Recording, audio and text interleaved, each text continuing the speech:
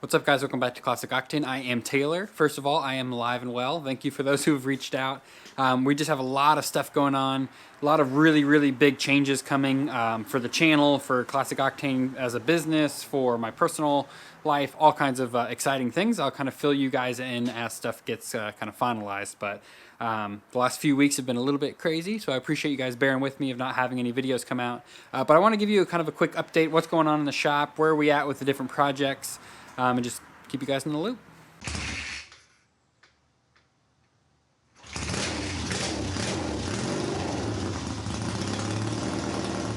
So first update we will do is on the KZ750. It basically hasn't been touched. I did go ahead and wrap that second pipe there. I started to wrap this merge and I really wasn't super stoked with how it was turning out, which some of you guys were curious, hey, how are you going to wrap that? It turns out, I don't know. So I did pick up a heat shield. Thinking about doing like a heat shield thing here. I'm thinking about trying it without any shield at all, seeing if it barbecues my calf or not. I don't know. So that's kind of to be determined. Let's see. We have new longer shocks. Should be delivered tomorrow. So you guys will see those very soon. I'm trying to figure out what I'm going to do with the electronics under the seat here. So what I'm thinking is I'm actually probably going to just keep them on the factory mounting point, mount them directly under the seat, which is going to really clean up that whole area. Then mount the battery kind of a little bit tucked in behind this frame rail. So it'll kind of disappear a little bit as well. Give us a nice kind of clean skeleton look, straight through. We are obviously going to be building some kind of a shield, whether it be like a flat piece that goes across here up to a fender, something that when we go off-road, we're not flinging rocks and mud and stuff directly into our intakes, directly into our electronics, all that kind of stuff. So this project is still, very much underway and is coming along. Let's see, what else do we want to do with this bike in the very near future? I still need to mount up my new Speedo. There's still plenty of stuff to do. I'm probably going to try and polish this paint to see how that turns out, see if we can bring it back to life, because it's a little retro and stuff, but I kind of dig it. I kind of want to keep some original parts of the bike and not just completely change the whole thing. Next project we're going to update is going to be the bike I bought back. So this would have been the last video you guys saw from me. CB550, brought it back to life. I've been knocking off a few things off the list. I did go ahead and replace that little battery that we were trying out. It was like a little $25 battery. I don't think it's going to work long term. It just the battery would die after maybe sitting for 2 or 3 days. And I really want the person that buys this bike to be able to enjoy it. So I went ahead and threw a Shorai, is that how you say it? Shorai? Whatever, that guy. Battery in there, lithium ion with a modern voltage regulator as well. So it now has the exact same setup as the Barn to Brat bike, which has been working out perfectly. So now it, battery lasts forever, kicks over faster. It's running really well. I've done all the clutch adjustments, the bleeding the front brakes, fixed all the wiring. So now our tail lights work, our gauges turn on and light up like they're supposed to, all the indicators work. Pretty much everything is totally done on this bike, ready to go, except for I haven't rebrushed the tank yet. So I am going to do that before somebody buys it, but I've had probably 5 or 6 people reach out interested in picking this bike up. Most of them, actually all of them, are remote, so they would have to ship the bike, and they're kind of looking into shipping options now, but it still is for sale.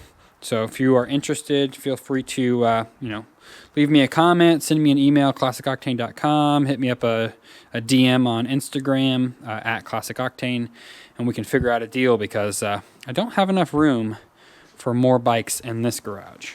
No real update on the Triumph. I still have those couple of things I want to do, but we're not in a huge rush because everything works well.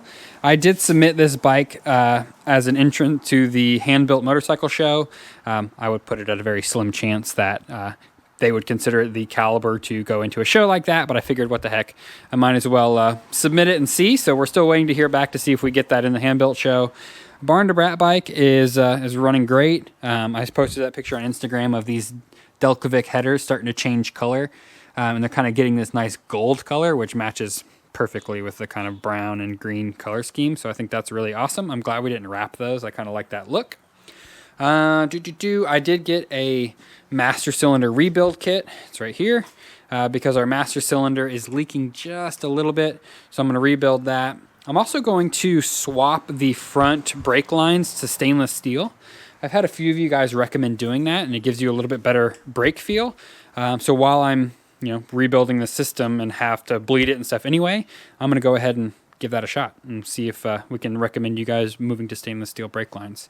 I also picked up new handlebars for this bike as well, because riding that bike with the more upright riding position, it was just a little bit more comfortable. These are still pretty upright compared to, like a clip-on would be.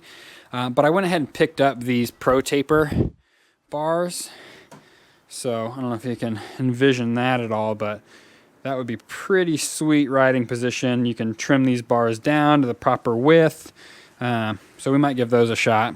We might just sell this bike as is. I haven't officially listed this one for sale either, just because part of me wants to keep it. But, if somebody's interested enough in this bike, let me know as well. I would be willing to sell basically anything in this garage aside from that. And then this obviously isn't ready to sell yet, but either one of these 550s, if you're interested, let me know. We do have some big changes, like I mentioned in the beginning of the video, coming for Classic Octane, and we are going to need some funds to make that happen. So feel free to reach out to me about that guy. So for a general garage update, you will notice there is no longer a pile of motorcycles over here in the corner. So I did get a storage facility, just try and start to clean out some of this clutter.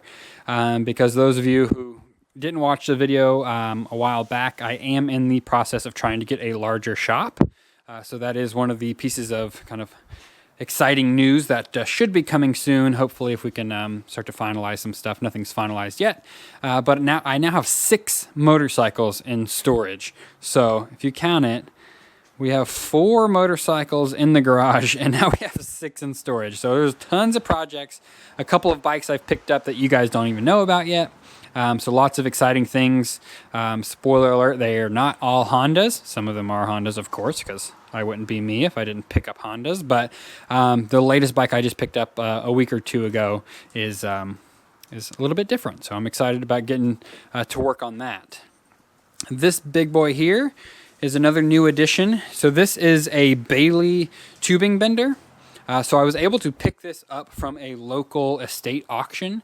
So there was kind of an estate sale, but it was set up as an auction style. And this guy had tons of tools and materials and a couple Model A's that were sold there. It was a really awesome estate sale. This is the biggest item I was able to pick up from there. So we officially have a tubing bender with it came with 2 sets of dies. I think it's 1.5 inch and an 1 3/4 dies. And then I picked up a 1-inch die as well, so that we can start to make these bad boys. So this is a frame hoop that is perfect for CB550, CB750, probably a couple of other Honda models I haven't looked at yet. So I will start to sell these on my website. So a lot of you guys who've been kind of asking me, where do I buy my frame hoops from? The answer now is I don't. I make them. So look for these on the website very soon, I would say within the next couple of weeks. I do need to get that bolted down to be able to really utilize it properly. And if we're not going to be in this garage for very long, I don't really want to bolt it to this floor and then have to fix those holes. So that would be the only thing that would cause any delay on this. But if you guys are interested in frame hoops, let me know. If I get enough people that are interested, I can try and expedite the process of getting those ready to go. Next thing over here is my vapor blasting cabinet project. So we are making a lot of progress with that. I'm going to be excited to show you guys that. If you remember or have seen any of the updates in the past on that, I am waiting until the project is completely done and I have kind of like verifiable results that it works before I show you guys anything, because I don't want you guys to follow along with this build of a tool that ends up not working. So that's why you haven't seen a lot of it yet, but we have pumps we're trying out and all kinds of stuff. So the idea there is that we can make a budget-friendly vapor blasting cabinet and get as close to kind of pro level results as possible. Because down the road, I want to, start to offer carburetor rebuild services, that kind of stuff. We'll get way more into that in the future. Some other things I picked up at that estate sale auction. Got this random box of kind of different pliers and dikes and needle nose and all kinds of stuff. I think that was $5. Got a bunch of random casters we'll use for potential workbenches, maybe the vapor blasting cabinet, that kind of stuff. I picked those up.